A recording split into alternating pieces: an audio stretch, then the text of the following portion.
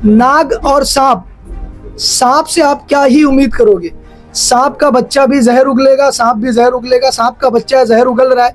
लेकिन जिस दिन छठी का दूध याद आ जाएगा और वो अपने वजूद के ऊपर पछताने का काम करेगा। मैं उसको धमकी नहीं दे रहा हूँ, मैं उसको पुरजोर और पूरी ताकत के साथ धमकी दे रहा हूँ कि अगर मैं महाराष्ट्र के मुसलमानों को और स्पेशली बंबई के मुसलमानों को कहना चाहता हूँ, जो इंसान जिस उद्धव साहब ठाकरे की पार्टी को, जिस शिवसेना को आप कह रहे थे कि ये शिवसेना सेक्युलर शिवसेना है, मुसलमानों को संरक्षण देने वाला शिवसेना है, उस शिवसेना के लीडर आपकी मस्जिदों के ऊपर अजान देने वाले भोंगे को उतारने के लिए अभिनंदन करते हैं। जब मुख्यमंत्र्यांचं मी अभिनंदन करतो की सगळ्यांची चर्चा करून भोंगे सगळे काढलेले आहेत, मी मनापासून अभिनंदन करतो, त्याच्यात काही कुठेही दुमत नाहीच आहे।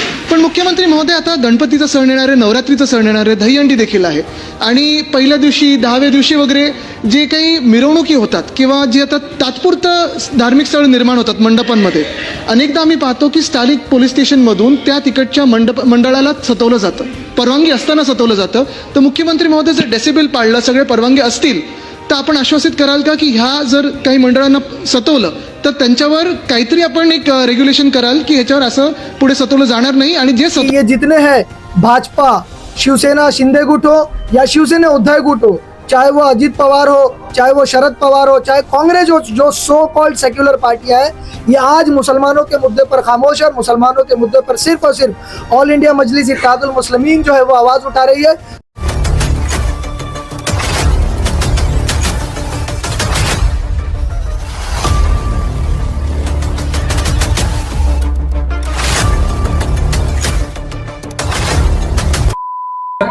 महाराष्ट्र के उद्धव ठाकरे के सुपुत्र आदित्य ठाकरे ने एक बयान दिया है जिसमें उन्होंने कहा कि लाउड स्पीकर का जो मुद्दा है उस पर इस प्रस्ताव का उन्होंने जो है मतलब उसको सही बताया, समर्थन किया। क्या कहेंगे? जी हाँ, मैंने भी वो स्टेटमेंट सुना। आदित्य ठाकरे साहब कह रहे हैं विधानसभा के अंदर खड़े रह के कि जिस तरह से सरकार ने सारे भोंगे, और भोंगे से मुराद उनका अजान था, जिस तरह से पूरे मुंबई की मस्जिदों से अजान देने वाले भोंगे को उतरवा दिया, उसको वो समर्थन करते हैं, उसको अभिनंदन देते हैं। और फिर साइमल्टेनियसली उन्होंने एक सवाल किया कि क्या आने वाले वक्त में जो गोविंदा दहीहंडी का प्रोग्राम है, गणपति का प्रोग्राम है, देवी का प्रोग्राम है, उसके अंदर स्पीकर्स लगेंगे, डीजे लगेंगे, क्या उसके ऊपर कार्रवाई होगी? उसके ऊपर कार्रवाई नहीं होना चाहिए। इस तरह का उन्होंने एक विधानसभा के अंदर स्टेटमेंट दिया है। ये सरकार से उन्होंने मुखातिब होते हुए मुतालबा किया है।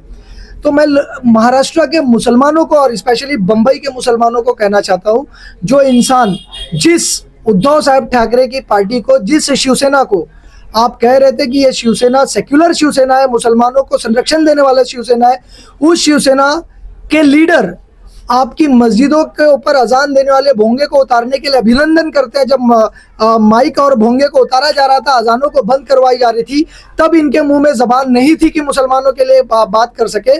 लेकिन उतारने के बाद खुशी मनाते हुए, अभिनंदन देते हुए ये कहते हैं कि गोविंदा देवी और क्या नाम है, गणपति के पंडाल में बजने वाले स्पीकर्स के ऊपर, डीजे के ऊपर क्या कार्रवाई होगी? कार्रवाई नहीं होनी चाहिए, इस तरह का मुतालबा करते हैं। देखिए, हम गोविंदा देवी और गणपति के स्पीकर और माइक के ऊपर या मंदिर में बजने वाले भजन के ऊपर हमें कोई आपत्ति नहीं है। लेकिन अगर मस्जिद पे से स्पीकर उतार कर हमारी अजानों को बंद कराकर जो लोग खुशी मनाते हैं, क्या वो सेक्युलर होंगे? मैं तमाम मुसलमानों को, महाराष्ट्र के मुसलमानों को और बंबई के मुसलमानों को बताना चाहता हूँ कि ये जितने हैं भाजपा, शिवसेना शिंदे गुट हो या शिवसेना उद्धव गुट हो, चाहे वो अजित पवार हो, चाहे वो शरद पवार हो, चाहे कांग्रेस हो, जो सो कॉल्ड सेक्युलर पार्टियां हैं, ये आज मुसलमानों के मुद्दे पर खामोश है। मुसलमानों के मुद्दे पर सिर्फ और सिर्फ ऑल इंडिया मजलिस इत्तेहादुल मुस्लिमीन जो है वो आवाज उठा रही है।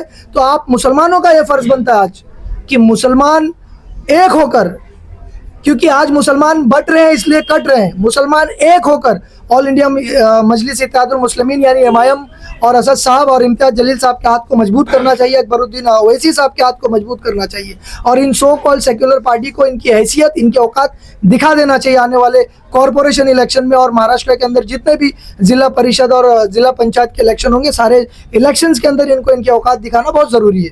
सर, भाजपा के मंत्री नितेश राणे लगातार जो है मुस्लिमों के खिलाफ जहर उगलने का काम करते हैं, उसको लेकर क्या? देखिए, नाग और सांप, सांप से आप क्या ही उम्मीद करोगे? सांप का बच्चा भी जहर उगलेगा, सांप भी जहर उगलेगा, सांप का बच्चा जहर उगल रहा है। लेकिन जिस दिन ये नीतीश राणे, हम लोग संवैधानिक तौर से उनका विरोध करते हैं, इज्जत आदर इसलिए देते हैं कि जनता ने चुनकर उसे एमएलए बनाया, लेकिन वो इस बात को छोड़कर मुंबई के अंदर, पूरे महाराष्ट्र के अंदर वो घूमकर जहर बो रहा है।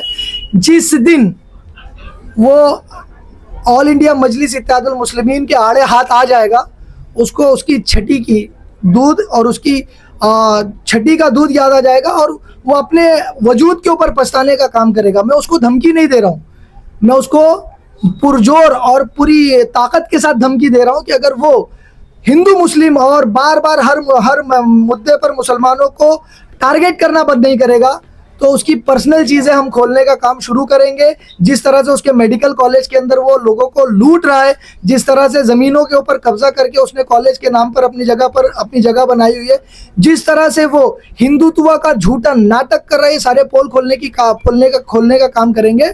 और अगर इसके बाद भी नहीं मानेगा तो फिर दो हाथ होगी और इंशाल्लाह ऑल इंडिया मजलिस इत्तेहादुल मुस्लिमीन के पठान जो है उसके ऊपर भारी पड़ जाएंगे इंशाल्लाह।